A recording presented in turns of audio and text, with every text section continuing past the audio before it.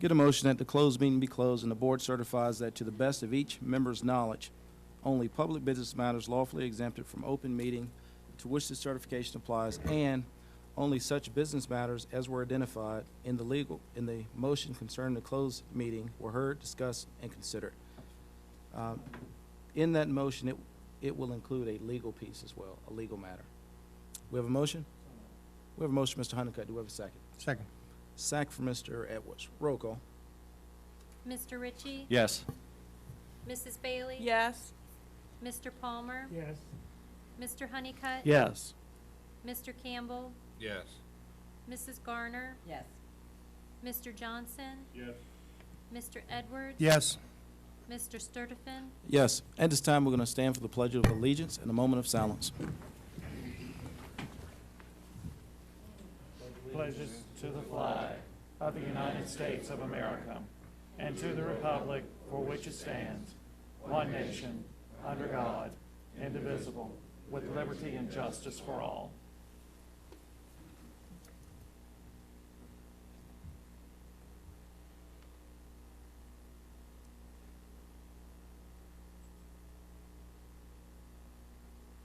Thank you. You may be seated.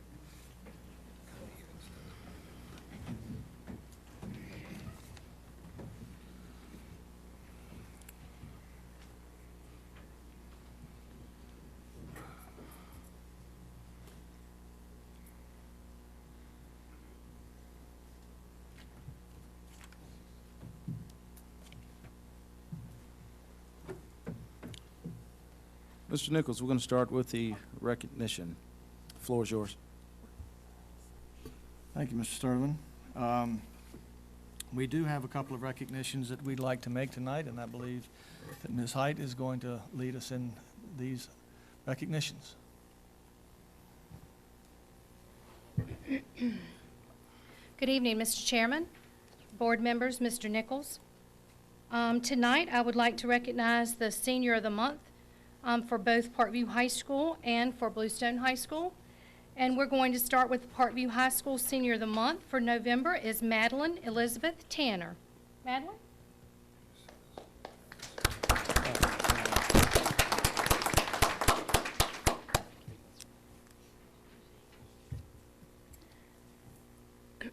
Madeline Tanner is the daughter of Tom and Sandra Tanner of La Crosse. She is a great student who enjoys all aspects of high school experience, and she has lots of friends. Madeline is an honor student who carries a GPA that exceeds 4.0, and this spring she will earn her associate's degree from Southside Virginia Community College. Madeline's schedule is loaded with lots of school and community events. She is dedicated to supporting causes that make our community a better and safer place for others. She's the president of the Youth of Virginia Speak Out, a club that spreads messages about driving and making healthy choices for teens. She volunteers for the Relay for Life to raise money for cancer research. She's also working to help disabled children through the Kids Equal Play projects. I have my bracelet on. Kids Equal Play is designed to limit physical barriers and end social exclusion so that all children, regardless of their ability levels, can have access to playgrounds and play with their peers. She is the historian of the FBLA, and she's been on the prom committee, she's in the Beta Club, and she's in the yearbook club. Last year, she participated in the FBLA, and she placed first in the region and second in the state, and was afforded the opportunity to go to a national competition in Atlanta, Georgia. And so she represented her school very well there with her sister and one other student, I believe. Mr. Birch is the calculus teacher, and he says that Madeline is an excellent student. But more importantly, she exhibits exceptional spirit and citizenship, both in the school and her community at large. She's always very happy and very positive and helpful to both teachers and to her students. She plans, she plans to pursue a college degree in communication and career in public relations. She is currently considering James Madison University, Virginia Tech, Longwood, and Randolph-Macon. So congratulations to Madeline Tanner, Parkview High School's November Senior of the Month.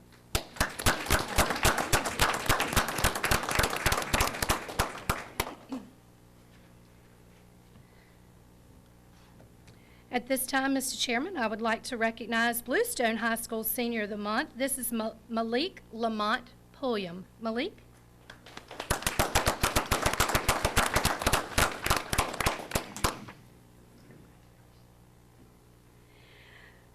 Malik Pulliam is Bluestone High School Senior of the Month. He is the son of Derek and Mary Pulliam, and he resides in Chase City, Virginia. He has one sister and one brother.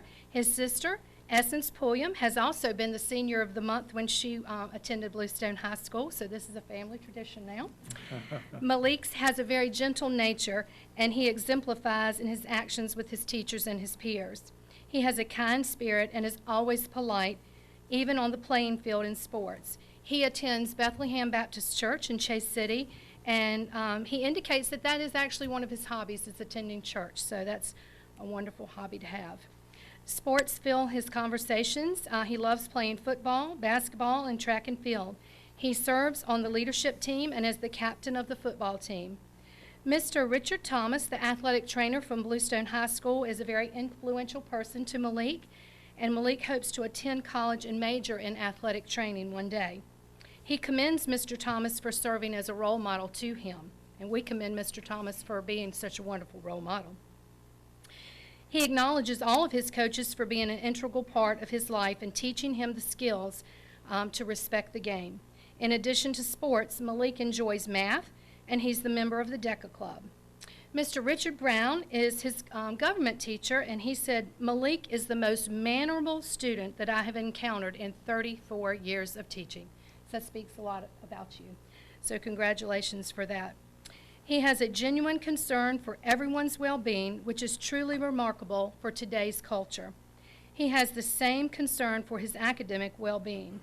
Combine the two, and you have a young man that's going to make a difference in a lot of people's lives.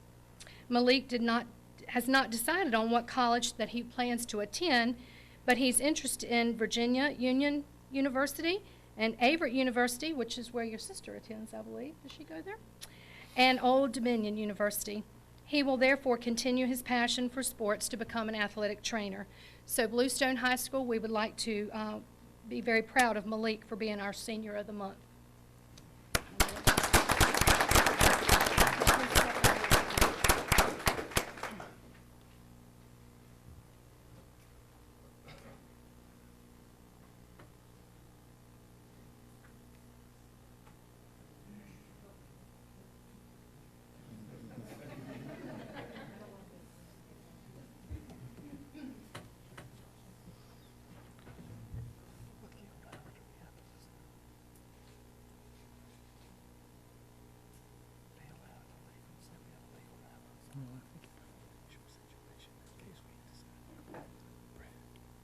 Okay, we have the other recognitions, the grand champions from the Agri-Science. Thank you, Mr. Chairman. Mr. Cypress, if you will come forward. Back in October, we held the science fair and the agri-science fair at the South Central Fair in Chase City. And tonight we would like to recognize those students that were the grand champions of their division. And Mr. Cyphers was instrumental in helping us have a successful fair. So we would like to recognize the following students. In the elementary division, Cameron Shriver, and he attends Clarksville Elementary School. Cameron?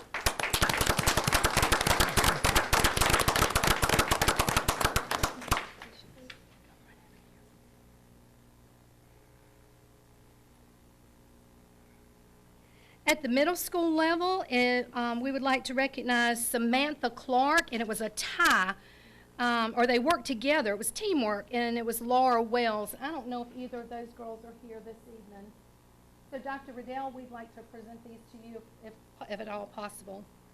They attend Part B Middle School. Thank you. And finally, we'd like to recognize the grand champion at the high school level. And this is no stranger to our board. She's been here many times, Grace Eckler.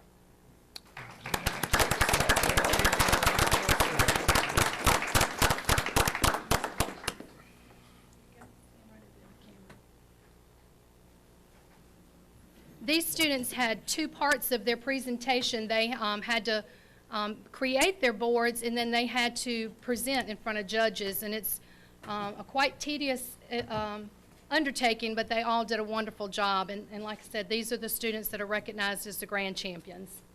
Thank you, Ms. Height. Thank you.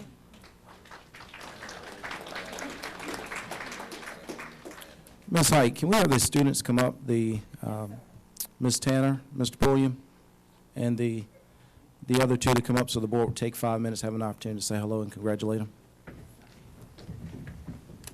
Again. Yes, sir. Getting down to items on my report for the evening, of which we have several.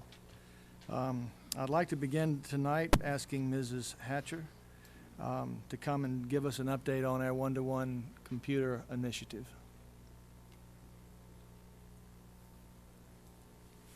Good evening, Mr. Chairman, members of the board, Mr. Nichols. I'm here tonight to give you an update on our one-to-one initiative and the progress we've made over the past couple of years. We are in year 2 of a 4-year plan. Year 1, which was last year, the 2015-2016 school year, we gave out Chromebooks to grade 2, grade 6, and we also gave grade 9 teachers and admin Dell 3340 laptops. In year 2, which was this year, grades 3, 5, and 7 received Chromebooks, and grade 10 received Dell 3350 laptops, the newer version. Also this year, we used our VPSA funds to purchase 4th grade Chromebooks. Mr. Nichols approached me at the beginning of the school year about the possibility of getting Chromebooks for the 4th grade, as these students would be one of the first grades that we are going to focus on with the new and innovative MARI program. We are really excited that we're going to have 340 Chromebooks delivered in the next few weeks that will go to the 4th grade. We also ordered a little extra in there to keep us afloat. They should be here, we're hoping, in the before the year is over, and we can distribute them hopefully before Christmas or maybe a little bit afterwards. Along with those 3340 Chromebooks, we used the VPSA funds to purchase new servers for each school and for central office, as well as access points to support our infrastructure and internet access in the schools. With the purchases or the lease, we now have 1,700 Chromebooks in our schools and 1,245 laptops. This includes the 340 that we just purchased, giving us a total of 2,945 devices that are either new this year or were new last year. One thing that I wanted to focus on tonight was the Dell lease and the services that we get with Dell when we lease from them from year to year. We have next business day hardware support. So if a technician is made aware of an issue with a computer and we let Dell know in due time for the business day, that part will be there next business day and the technician fixes it that very next day. So it does not stay out of service for a long period of time. It goes right back in the classroom so the students can use it.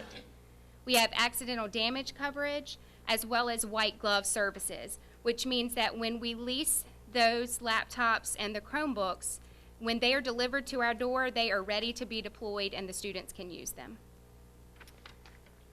Our next steps have kind of changed up a little bit with the purchase of the grade 4. And I have a little bit of research and work to do. We will need to get iPads for the kindergarten classrooms. We will need to get Chromebooks for grades 1 and 8. We will need to get Dell laptops for grades 11 and 12. And with the purchase of the 4th grade, I just kind of need to do a little bit of research on what will be our best route for which grades will come next for year 3. In year 4, grades 2 and 6 will get new Chromebooks. The Chromebooks will renew every 3 years, and the Dell laptops will renew every 4 years. So the lease just kind of is a continuum. And finally, in the classroom, all students right now with all of these devices are engaged. Teachers can individually track student performance. and make data-driven decisions. Students are eager to use the devices on a daily basis. Some of the things we're seeing is Google Drive is being used all the time, where the students can share their presentations, can share a research paper, they can share it right with their teacher. Flipped Classroom is where the teacher starts doing most of their lessons online. And not only that, they reduce the amount of paper that they use. I had a teacher just the other day tell us that she had only printed about 20 pieces of paper for the whole semester so far, which is amazing and really a great thing for the kids. We're seeing a lot of researching and projects, web quests, centers, differentiated learning. They're able to test in their classrooms with benchmarks and able to use the devices for SOLs. Edmodo, and right here you actually see a picture of the students using a web-based program called Kahoot. They love it. As you can tell, they all have something different on their screen and they're answering questions and all engaged. They can do ST Math, and they can also do their iReady right in their classrooms. So I think that we are well on our way to a great start with getting a device in the hands of all of our students. Any questions? Any questions, board members? None. Thank you. Thank you. Thank you. We appreciate that. I also want to bring to your attention, I think we had started mentioning this last month and it got beyond my understanding of where we were. The civics education policies. I've placed in front of you information that has actually come from 51st House Delegate Richard Anderson.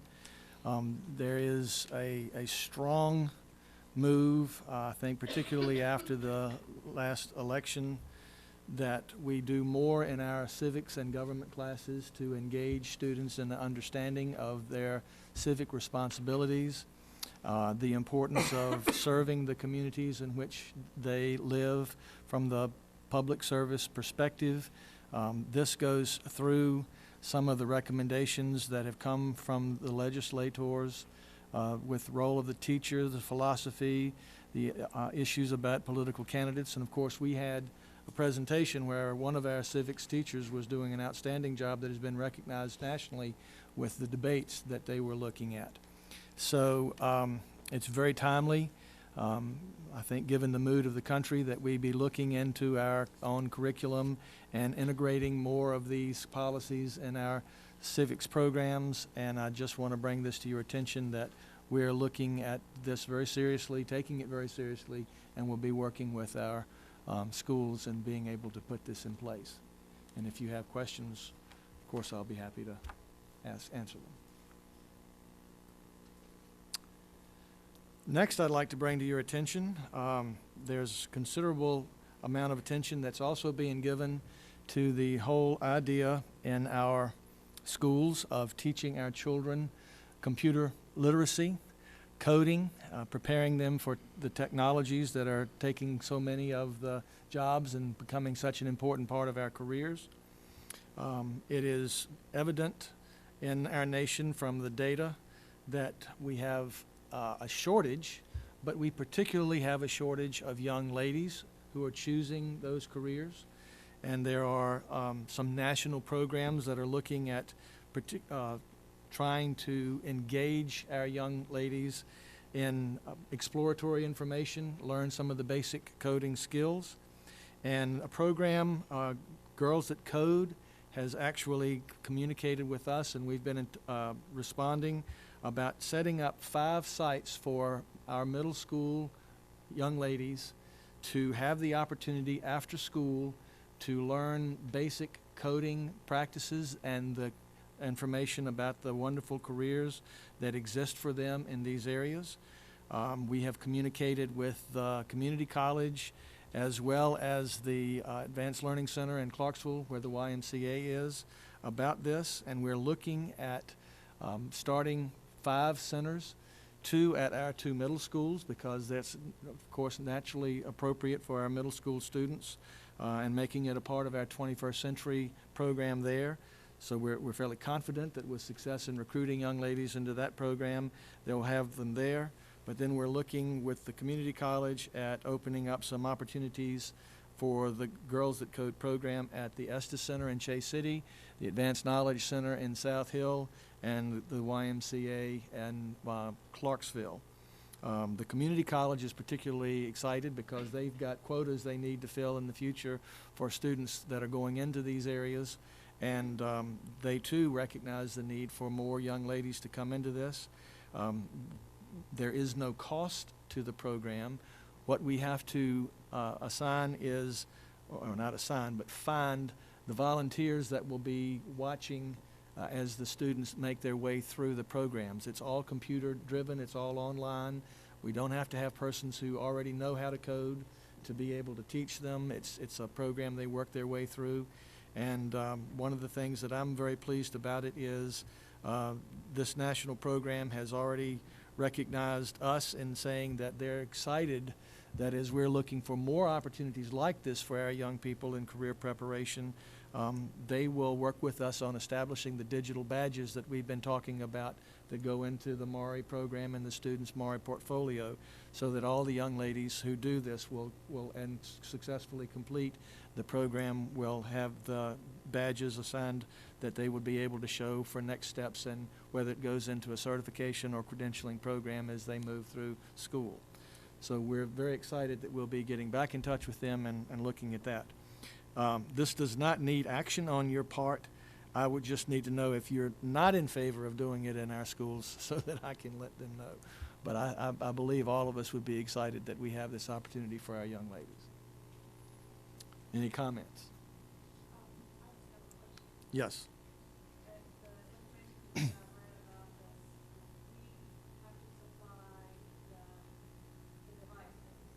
Right. Right. There has to be the computer devices on with internet access for them to be able to have work with.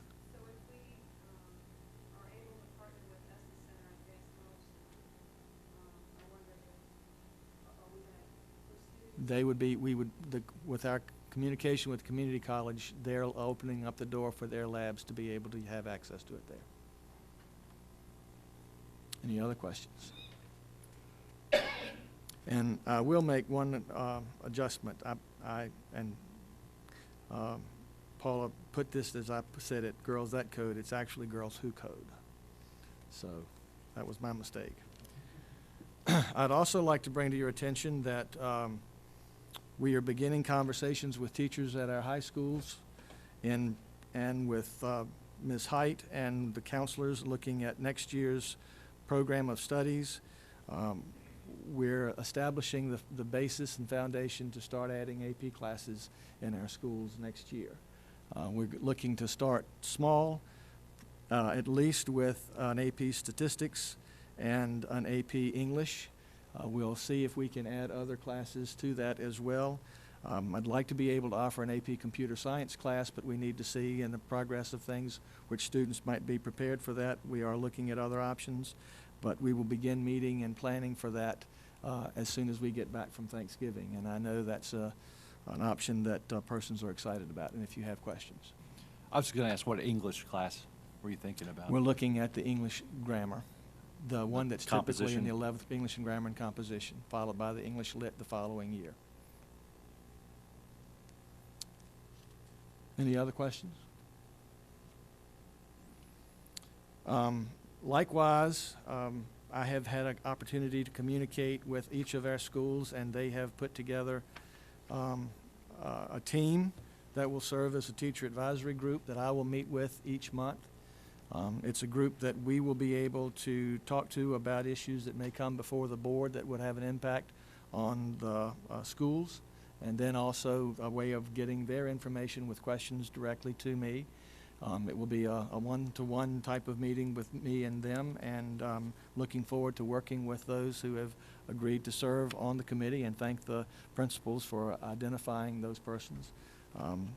The schools that we've had one meeting already, and they seem very excited about the opportunity to work with us. So I'm appreciative and glad to announce that.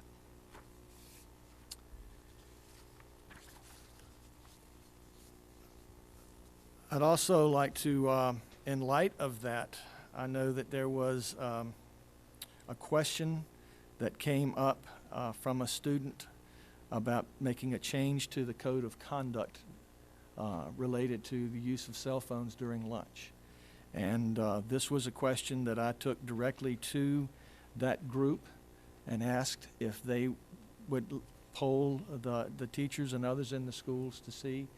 And basically we got a response that said that the teachers would, by and large, be much more comfortable if we maintain the current rules and regulations as we have them until such a time as we might have a chance to create some ways of teaching students a more appropriate use of their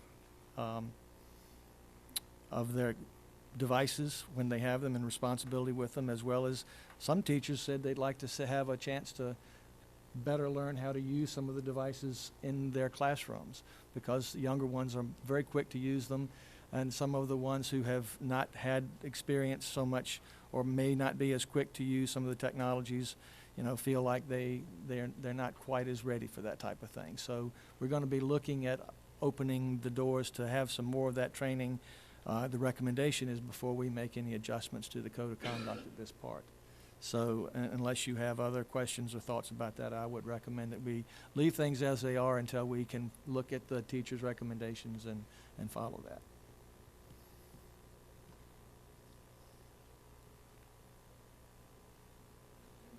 Thank you.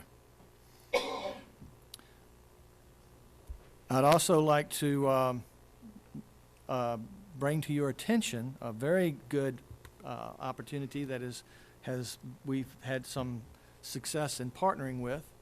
Virginia Advanced Study Strategies is an organization that that's a nonprofit that has been working with schools through the opportunities of going after several grants. I have Dr. Hobart Harmon and Ms. Veronica Tate with us tonight. I'd like to ask them to come up to the podium because we have some very exciting news. We were invited by Virginia Advanced Study Strategies to be a part of an innovation grant. It would be the second innovation grant that Virginia Advanced Study Strategies has been successful in earning. And it was, as all innovation grants are with the U.S. Department of Education, very, very competitive. It's a $3 million grant. There were close to 400 applicants from all over the country that were applying for this, and VASS was successful in getting it. We partnered with them from the beginning in looking at some of our needs with particularly with math development and connecting the math strategies in the classroom with real-life math applications. As we've been looking at Portrait of a Graduate, you remember the 4 circles that we've had where you've got career literacy, academic development, skill development, and we've talked about the whole issue of making the applications in the classroom much more practical to what's going on in the real world. The first grant innovation grant that VASS won was actually going into the real world and looking at what those applications are. And this one is much more related to the professional development for teachers to see how to incorporate those activities into the classroom. And so I'll ask Ms. Tate if she wants to speak to the grant and our part in it as we move into the future. Sure, and I'm actually going to let Dr. Harmon describe a little bit of the program design, since he's really the architect of the Rural Math Innovation Network, as it's called. But I just want to say how excited Virginia Advanced Study Strategies is to have been chosen as a projected awardee by the U.S. Department of Education. As Mr. Nichols indicated, we're one of only 15 projected awardees for the 2016 cycle out of 385 applications nationally. We're the only one chosen in the state of Virginia, and one of, I think it's only 2 or 3 chosen in the category of rural. And so the project is projected to impact 20 school divisions across Southside and Southwest Virginia, rural school divisions in the areas of middle and high school math instruction innovation. And we couldn't be more excited to have Mecklenburg County as part of the project. And just a nod to Mr. Nichols being the first one to sign up to be a participant in the project. But I'll let Dr. Harmon describe the design behind the Rural Math Innovation Network and speak a little bit about its importance on a national scale. Thanks, Veronica. It's always a pleasure to get to work again with Paul over the last 20 years or so. This is highly significant, as is the previous project we had, with only 2 awarded in the United States. And the U.S. Department of Ed doesn't award these unless they think they're of national importance. The reason this is important is because it focuses on what some new research says, that what makes a difference with student learning is the lesson plan that teachers prepare. And so in this particular project, the other thing we recognize is there are good teachers in the school systems. We hear too much negative information oftentimes, but we are going to select from among 20 school divisions in the state of Virginia a middle school and a high school math teacher to work in what we're calling the Rural Math Innovation Network. So we're forming a network for the purpose of helping these teachers innovate these lesson plans that address particularly ways and lessons to help students have more confidence in believing they can succeed in math, and also that they will see realistic ways to put forth effort to be successful. And these lessons tie back to the fact that we're bringing in technicians that actually do jobs using math in jobs that are important to the region from the Southwest across this part of the state, to help teachers then with these lessons make the learning more applicable to students. And so we're excited about the project. We're glad Paul was the first superintendent to quickly agree to be in it, and we look forward to working with him in the future on this project, and I'm sure probably others as well in the future. Questions that board members might have? It certainly fits into the state's goals with our Portrait of a Graduate, and specifically with House Bill 895 and the Senate bill that was with it, in how do we take the students that have identified careers and engage them in the specific academics and follow the work that they're doing and showing annual yearly progress and getting that information back into our systems so that it's very practical for the students. We're very excited to be a part of this. I might also add the money is not only coming from the U.S. Department of Education.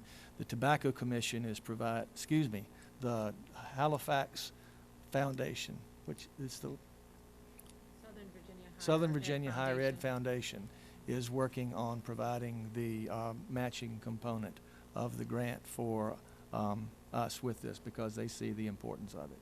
So it's a great opportunity for us. And I think, Paul, they partner with the Tobacco Commission somewhat in some way. Working with that, yes. So that comes to the next item, unless there are questions of either of them. I'd like them to stick around so we can get a picture with them later on, but we're pleased with that and congratulate Bass on getting that taking place. That brings us to the issue that budgets are tight. One of the reasons we're also excited about that grant is that professional development is one of the areas that is extremely important to our schools and our teachers and our administrators, and monies for professional development are difficult to come by. Since 2009, we're finding that actually, with the composite index that's in place, our rural area schools are getting significantly, in most cases, less funding than our counterparts in the urban areas, particularly in Northern Virginia. I would like to bring to your attention a couple of documents that have been placed at your seats. First of all, the Mecklenburg County Public Schools graphic that has been put together showing information related to our enrollment decreases, the percent of our school-age children that are living in poverty according to state data, and this is up on the board for others in the audience to be able to see, the percent of students that are getting free or reduced price lunch in 2016, the percent of high schoolers who should have graduated but who have left us for one reason or another, By the way, that's lower than the average, but still a significant number. And those that are graduating on time, which is above the statewide average. And yet, when you look at the funding, particularly in light of the poverty levels, we're receiving 19.6% less by the composite index than what we were receiving in 2009. I have actually collected data from all of the schools in Region 8. We're the second lowest, I think, behind Buckingham County only in the region. And I can give you that data if asked for it. The other superintendents are asking for it as I meet with them tomorrow. By contrast, Loudoun County Public Schools, which has seen a significant increase in enrollment, has a far lower poverty level and percent of students that are getting free or reduced price lunch, and obviously have a much higher income among families than we have seen a 10.9% increase in their composite index rate of funding going to students. And I just feel like this is an issue that needs to be addressed by the legislature this year. And so this is something that's not unique to Region 8. They found similar data in the coal mines of Southwest Virginia. Regions 6, 7, and 8 have had superintendents talk together about how the rural areas may work together and trying to interact with our legislators and moving some of the issues and back to the attention so that we can get back to what would seem to be a more fair support from the state. And I have actually taken time to put together, with some guidance from some of the other superintendents, a resolution to support our schools, and I will take time to read the resolution. Whereas the locality of Mecklenburg County, and whereas Mecklenburg County schools and stakeholders have been determined that working collaboratively will enhance their collective voice in the legislative and other matters, and whereas local stakeholders, including school boards, board of supervisors, town councils, industrial development authorities, chambers of commerce, etc., whereas Mecklenburg County Public Schools stakeholders believe that pre-K through 12th grade public education is critical to the vitality of the region as a whole, and whereas the Mecklenburg County Public Schools have seen a decline in K-12 enrollment of over 300 students since 2009, whereas the most recent decline in enrollment continues, Mecklenburg County stands to lose approximately $5 million in state revenue by June of 2017. And whereas 30% of the students in the Mecklenburg County schools live below the federal poverty level, 61% of the students in Mecklenburg County schools are eligible for free or reduced price lunch, and Mecklenburg County has the ability to raise only $377,400 by increasing property taxes by 1 penny, and whereas local poverty and tax revenues prevent Mecklenburg County from funding schools at the same level as affluent localities, therefore be resolved that public schools and stakeholders do hereby urge the General Assembly to provide a cost of competing adjustment for Mecklenburg County Public School Division for salaries and operations similar to the cost of competing adjustment for the 18 school divisions in Northern Virginia as permitted by the recommendation of JLARC Report Document 82. Basically, that is that the schools in Northern Virginia were giving an extra allotment for teacher salaries in order to compete with Maryland and Pennsylvania, which we have to compete as well. To urge the General Assembly to reissue the enrollment loss budget line item for Virginia schools as issued most recently in 2010, and urge the General Assembly to approve the 2% compensation supplement that was originally part of the 2017 state budget. You might remember that we based our budget this year to give teacher salaries on that, and they've now stated that we will not get that funding because of revenue shortfalls.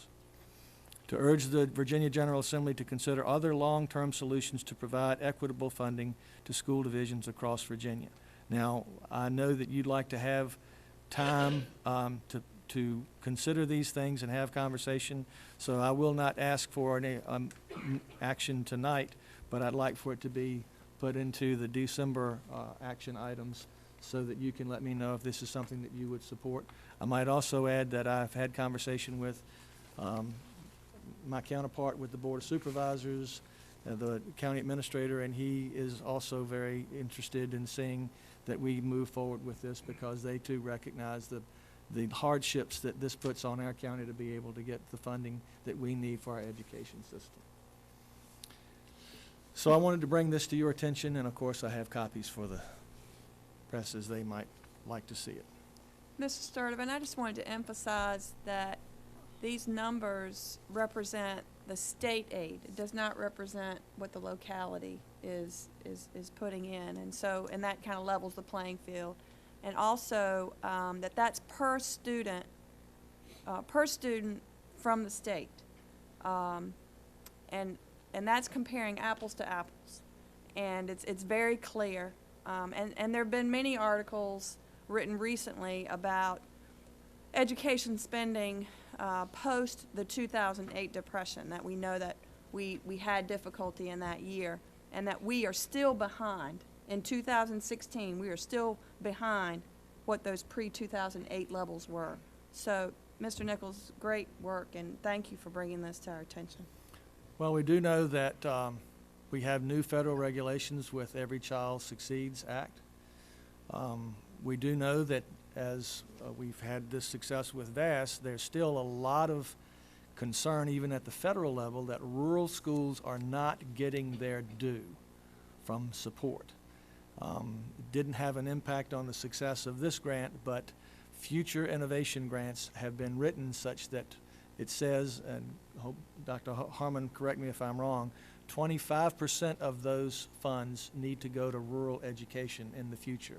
But it's going to mean that we need to work collectively with other rural school divisions and with programs like VASS to be able to go after those monies because they're due us, and it gives students in the urban areas and in the suburban areas in particular opportunities that we need for our children as well. So I'd like for you to consider that, and we will bring it back in December for consideration. Thank you, Ms. Bailey. Any other comments or questions?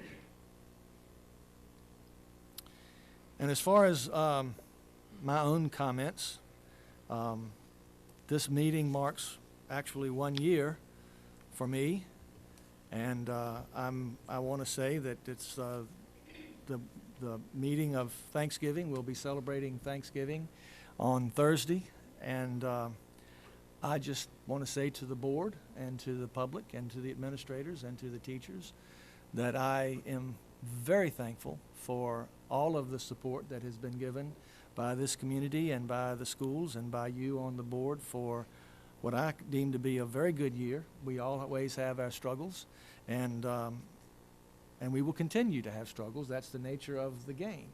But I came into this position thanks to you, but with the enthusiasm that Mecklenburg County has got opportunities that many rural counties do not have, not just in Virginia but around the country. I know that the work of the K-12 school division is critical to economic development, and the future of the children is the future of this county and the future of the state and the future of this country.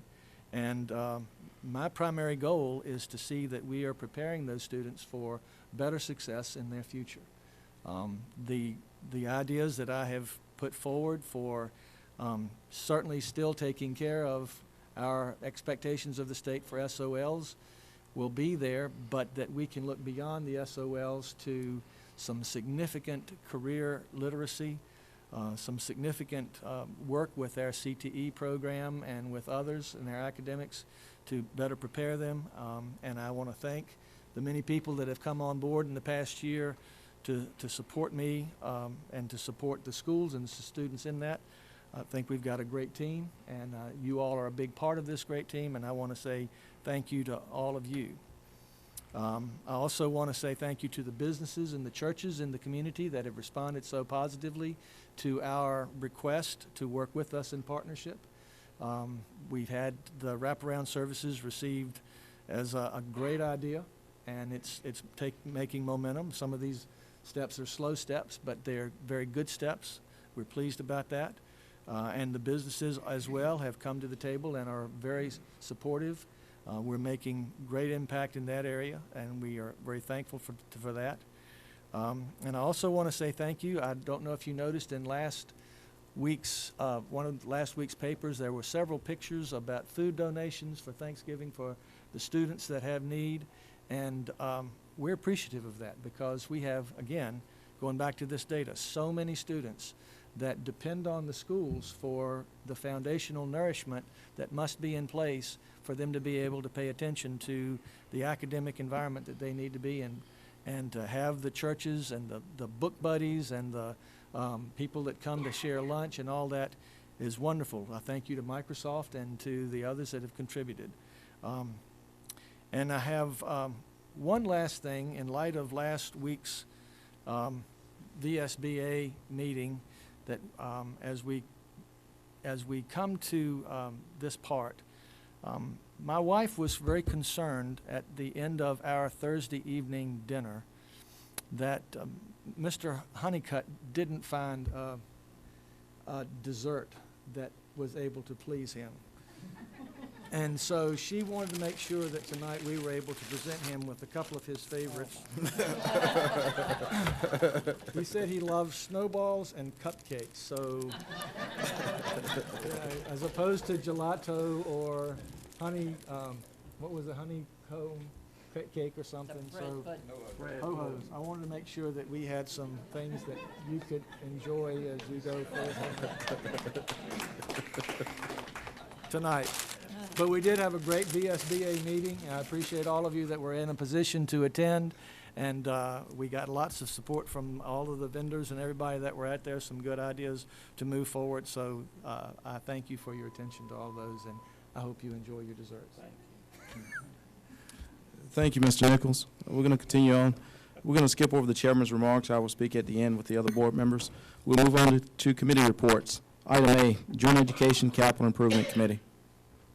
Do we have anything? I will mention one thing. One reason I didn't go to the VSBA convention this year was there was a meeting last Friday with Charlie Barksdale. He's with the Commonwealth of Virginia Department of Mines, Minerals, and Energy. I was there with Ms. Majette, Ms. Pfeffer, and Brian Dalton. And the reason we met with him is he is, again, bringing to us ideas about an energy performance contract to upgrade all of our elementary schools. And this will be presented to this board shortly. I think the three of them are working on this project right now. But what it means is, and this does not tie into the monies that has been set aside for our secondary schools, our high school, middle schools, but if things go right, we would be able to do air conditioning, new electrical, new lighting, new air. We would have fresh air intake in all of our elementary schools, and it wouldn't cost us anything. And this will come to the school board very shortly, but it's a great program, and I think it's something that's really, you know, we're always talking and we're arguing and crying about our middle school, high schools right now, and nobody ever mentioned the elementary schools, and that's going to become an issue soon. So this is an opportunity to get a jump on our elementary schools and get these things taken care of. And I think if all of these things come to pass, we're going to have our facilities in Mecklenburg County are going to be something to brag about for years to come. Thank you. Thank you, Mr. Edwards. Ms. Bailey, Finance Committee. Yes, sir. The Finance Committee met today at 4 o'clock, and we reviewed the bills as they've been presented to the board for tonight's payment. And we also had representatives from the Pierce Group come and have an opportunity to answer questions for the board, if for the committee, if we had any, and there were none. And so we are making a recommendation that the bills be paid for this evening. Thank you, Ms. Bailey. Item C, Gifted and Talented, Special Ed, Health and Family Committee. Is there a report? If none, we'll move on. Item D, CTE Career and Technical Education Committee. Is there a report? I believe Mr. Cyphers has something to present.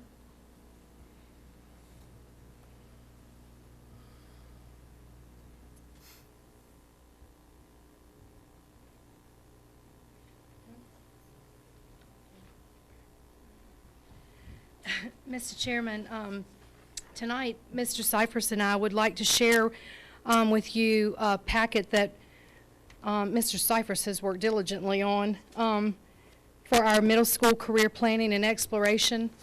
As you know, we are required by law to do career planning in the middle school and the high school. And with some revisions, we have this packet in place, and we're going to start using it in our middle schools. Middle school parents are going to be invited to a meeting very early in the new year where Mr. Nichols will speak to our parents about career planning and the way that we're going to be moving forward with our current middle school students and how they will transition into the high school with career planning. This is just a packet that will be used in our 6th grade, 7th grade, and 8th grade. We will be adding to this each year, but we wanted to at least let you see where we're going to get started with this. And our high schools have a career course sheet that they fill out and will be completing. We already have a schedule. We met last week. We already have a schedule as to when they will be meeting with their 9th and through 12th graders and working on that. But we just wanted to give you the information of how we're proceeding with career planning in our middle schools. Good evening, Mr. Chairman, school board members, and Mr. Nichols. I'm happy to report tonight that we have received clarification that we have passed our National Automotive Technician Education Foundation, otherwise NATEF. Our Parkview High School auto program is in full compliance with our compliance review. This was a project I was given when I first started, and after much help and support from Ms. Height as well as Mr. Woods, our automotive instructor, at Parkview High School, we have completed the compliance review, and then we will go through our full review in October 1st of 2018 is when our review will come forth. To date, we have spent over $17,000 to bring our automotive program up to date to meet NATEF requirements out of the standards that we have to meet. And we are meeting the minimum standards. There's still some more money we need to spend for this. Currently, Perkins from our fiscal year last year paid for the equipment that we used to upgrade, and we'll be purchasing some more equipment and software as well for our automotive program. And just would like to publicly thank our automotive advisory committee members, of course, Mr. Woods, who is our automotive teacher, Drew Nutter from Clarksville Auto Supply, Chris Hardy from Hardy Ford, Brian Creedle from Creedle Brothers, Mr. Russell Hicks, who is from Southside Virginia Community College Occupational Technical Center program, Brian Williams from Valvoline Express, Bill Mayhew, our transportation superintendent, and also Chad Patton from Southside Virginia Community College, and also Joan Height. And all of them were very instrumental in helping us to succeed and reach our compliance review. So, thank you. Do y'all have any questions? Any questions? If not, thank you. We're going to move on. Athletics Discipline Committee. Is there a report? Okay. You have anything? I'd like to say one thing, and I won't, I think we need to recognize Bluestone High School football team. They advanced to the playoffs first time ever since back when we used to wear leather helmets. That was when I played. But I think we should be very proud of these young men for moving up and going to this level. They've really worked hard, and I think we should really recognize them for their accomplishments. Thanks. Thank you. Next item is public input. Madam Clerk. We have one. Okay. At this time, matters may be publicly brought to the attention of the board and administration. Public comment at board meetings are just one of the many avenues for communication, and the board recognizes and appreciates the importance of input from and communication with the public we represent. The public is invited to sign up to speak. The clerk of the school board will write down your name, contact information, and the topic that you wish to speak about. The public is allowed up to 6 minutes at most meetings to express their views. Please respect that time limitation. It will be enforced. Please understand that it may not be possible to immediately respond to questions. As a reminder, it is inappropriate at a public meeting to make personal attacks, to be defamatory, or to disparage individuals or identifiable groups. Again, we welcome and appreciate your input. Prior to beginning your comment, please state your name to the board. Mr. Lewis?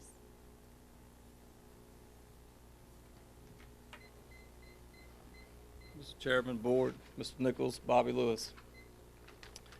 I would like to bring up the point of, I'm not as polished as public speaker as you all, so bear with me. The lack of teachers in Mecklenburg County, mainly I will say Bluestone High, is what's concerning me. I will bring up my son, something I'm very proud of, has never had a C on his report card in his life, and he has one class in particular that I think he's one of the top in that class, and he has a 68 average because they're bringing different teachers in. Y'all may know about it. I just want to know what's being done about it, if anything, and what we can do to help. The rest of his classes, he has high A's, if not hundreds. That's on his report card. So, to me, that's unacceptable for him as much as for this board and for the school. To have somebody jumping around and different people in that class or, you know, in that school.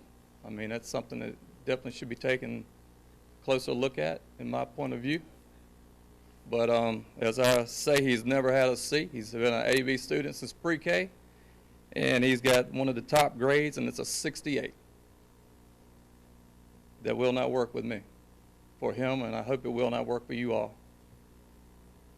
And that's all I have to say about it. I hope y'all take the time to listen. So, Thank you, Mr. Lewis. Appreciate your time.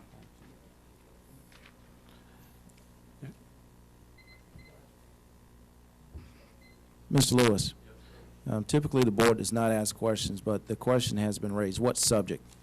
Geometry. Thank you, Mr. Lewis. Well, it's, if I might Mr. Nichols? just briefly respond, this is one of the areas that we're very concerned about funding. And it's not just funding, but the reality for us is our teachers have a pay scale that's one of the lowest in the state of Virginia.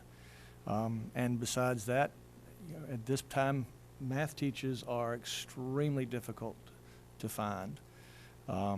We are trying very hard, and sometimes we find teachers, and I won't specifically say that this is the case as in your son's class. I want to do some more investigation. But we sometimes even find the teachers that are located to come in don't always stay with us for very long because they find that teaching was not what they thought they were cut out to be. So we are working very hard to try to become more competitive and locate the teachers, find the appropriate ways of training and working with them. And I echo your frustration that we would have more than one teacher having to come in and work with the situations, and I'm hoping we're going to be able to continue to work on that so that we can fill all of our classrooms. I know the teachers that are out there are all working very hard. We've got some professional development that probably needs to take place, and administrators and all of us are working very hard to try to meet those expectations. And I thank you for bringing it to our attention because we need the support of the community to go to the places that would look at giving us the support to get the teachers we need in place. Thanks, sir. That being said, I think my son is a bright kid. A lot of the times I don't think they're able to ask questions. They have a sub in that particular class now that we have brought it out. SOLs are in 2 weeks for that particular class. It's devastating for all of the kids, not just him. I mean, this is their GPAs. I mean, for, you know, kids looking, as we're talking about going to college with these bright kids that y'all had up here earlier. Right. I mean, it's a lot going on for them that they may not know, but their parents know. So, and like I said, I think that, the SOLs are December the 13th. I mean, that's no time. That's just around the corner. That's very close. Right. So I hope that will definitely get looked into. Thank you. Thank you for your time. Thank you, Mr. Lewis. Do we have anyone else to sign up for public input? No, sir. Okay. We'll continue on, get to the action phase. Item 10A, minutes from regular meetings held October 17th. That the school board approves the minutes of the regular school board meeting held on October 17, 2016. Do I have a motion? Motion approved. Motion from Mr. Edwards. Do we have a second? Second from Mr. Johnson. Roll call. Mr. Ritchie? Yes. Mrs. Bailey? Yes. Mr. Palmer? Yes. Mr. Honeycutt? Yes. Mr. Campbell? Yes. Mrs. Garner? Yes. Mr. Johnson? Yes. Mr. Edwards? Yes. Mr. Sturtevant? Yes. Item D, that the school board approves the minutes of the special school board meeting held on October 26, 2016. Do I have a motion? So moved. Second. Motion from Mr. Honeycutt, second from Mr. Edwards. Roll call. Mr. Ritchie? Yes. Mrs. Bailey? Yes. Mr. Palmer? Yes. Mr. Honeycutt? Yes. Mr. Campbell? Abstain. Mrs. Garner? Yes. Mr. Johnson? Yes. Mr. Edwards? Yes. Mr. Sturtevant? Yes. Item C, bills. Ms. Bailey, do you have a recommendation from the Finance Committee? Yes, Mr. Sturtevant, our Finance Committee's recommendation is that we pay the bills as they've been presented. Through the recommendation of the Finance Committee that has been moved and seconded, roll call. Mr. Ritchie? Yes. Mrs. Bailey? Yes. Mr. Palmer? Yes. Mr. Honeycutt? Yes. Mr. Campbell? Yes. Mrs. Garner? Yes. Mr. Johnson? Yes. Mr. Edwards? Yes. Mr. Sturtevant? Yes. We're on item D. Item D, personnel. That the school board approves personnel recommendations. Do we have a motion? So moved. Motion, Mr. Honeycutt. Do we have a second? Second from Mr. Palmer. Roll call. Mr. Ritchie? Yes. Mrs. Bailey? Yes. Mr. Palmer? Yes. Mr. Honeycutt? Yes. Mr. Campbell? Yes. Mrs. Garner? Yes. Mr. Johnson? Yes. Mr. Edwards? Yes. Mr. Sturtevant? Yes.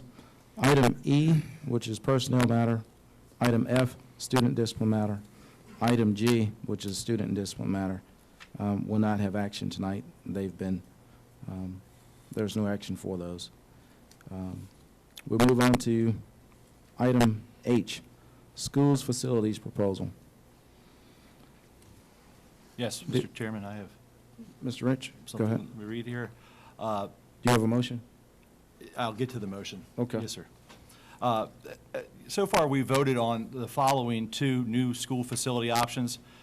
First, option 2, which was construction of a new centrally located combined high school, middle school facility at an estimated cost of, according to the consultants, 98 to 103 million, which was favored by the majority of the Board of Supervisors, but rejected by the majority of the school board.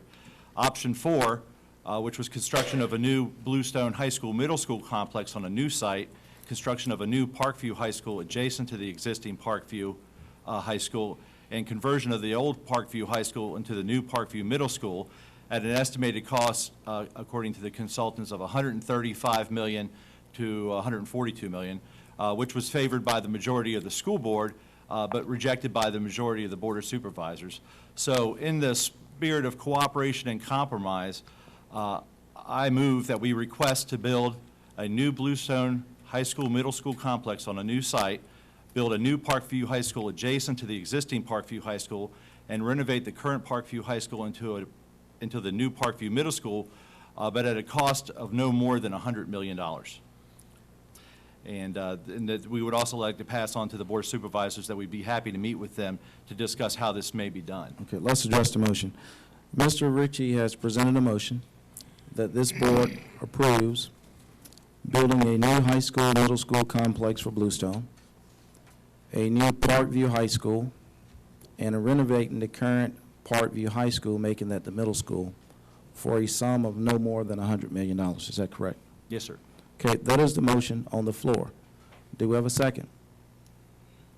I second that motion. We have a second from Ms. Bailey. Is there any discussion? I have, Yeah, where did I have- where do those numbers come Well, from? we're going to go one at a time. Mr. Edwards, your question. Yeah, where does 100 million come from? The number for 100 million to build a school? That's what we want to discuss, how we might be able to do Where, that. right. I mean, we have to have, That number came from the Board of Supervisors, where they've indicated that they would for one school, just be able to spend $100 million. right, for one school, not for two.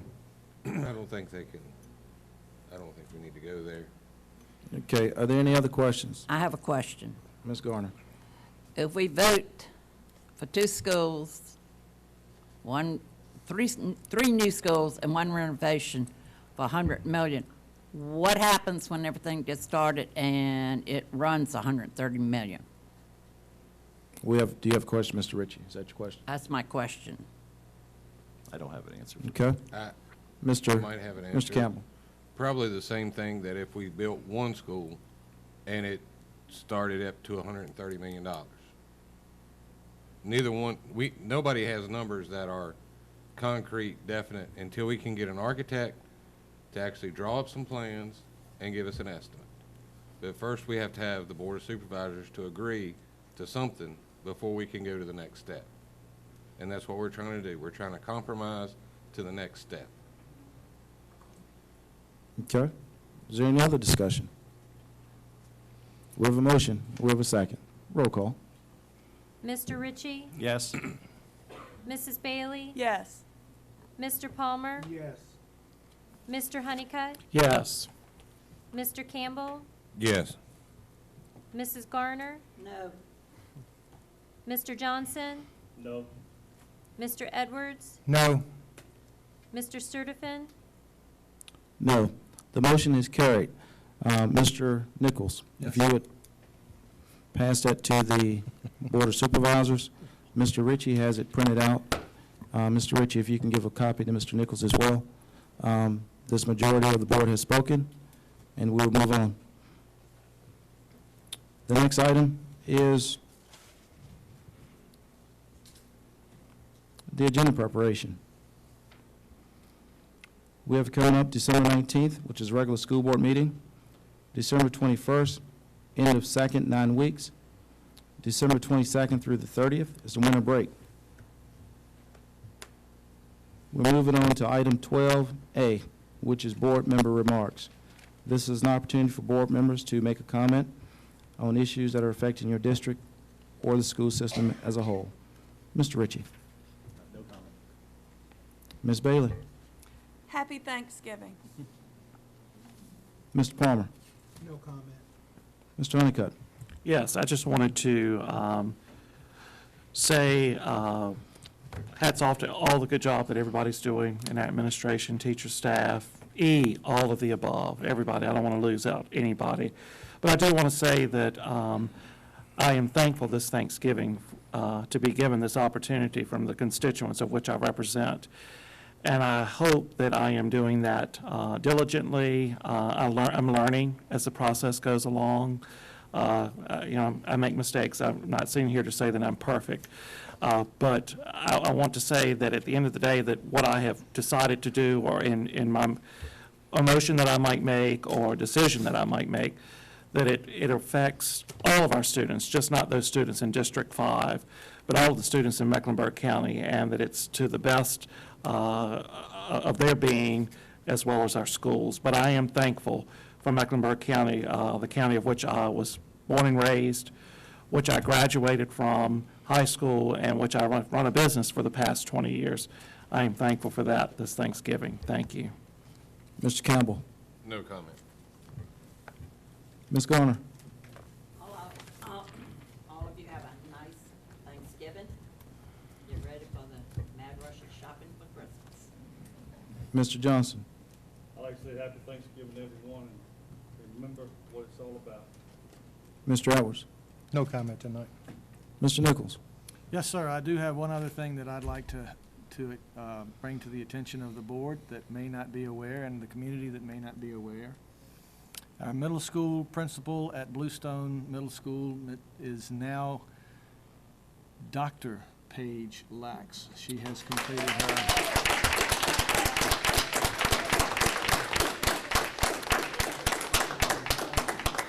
after several years, I know, of hard work. We're very proud to acknowledge the hard work that she's done and the success that she's had. So I wanted to mention that tonight as the final opportunity. I thought he just ran in the family. Thank you, Mr. Nichols. My comment is, I had an opportunity to come back last week. We have inmates that clean our buses with the school system. Mr. Webster decided to give those inmates a meal, a Thanksgiving meal, for the hard work that they do for our bus service. The interesting part about this, he asked if I would come and talk to him. All of these kids were about between 23 and 25 years old. They all were students at one point of Mecklenburg County, all of them. Some of them went to school with my kids. Before I could introduce myself, one of them said, "How you doing, Mr. Sturdivant?" But what's unique about these kids, and they're still kids, I asked them, "What are you going to do when you get out?" They all wanted a skill set. One kid, I think he was, at one point, he was doing the climbing the electric poles. But all these kids wanted something to do so they can take care of their families when they get out. That's why it's so important that the CTE program that we're implementing is going to benefit generations upon generations to come. So I just want to thank you, Mr. Nichols, with your drive and what we're doing for these kids. A motion to adjourn. So moved. Second? Then we adjourn.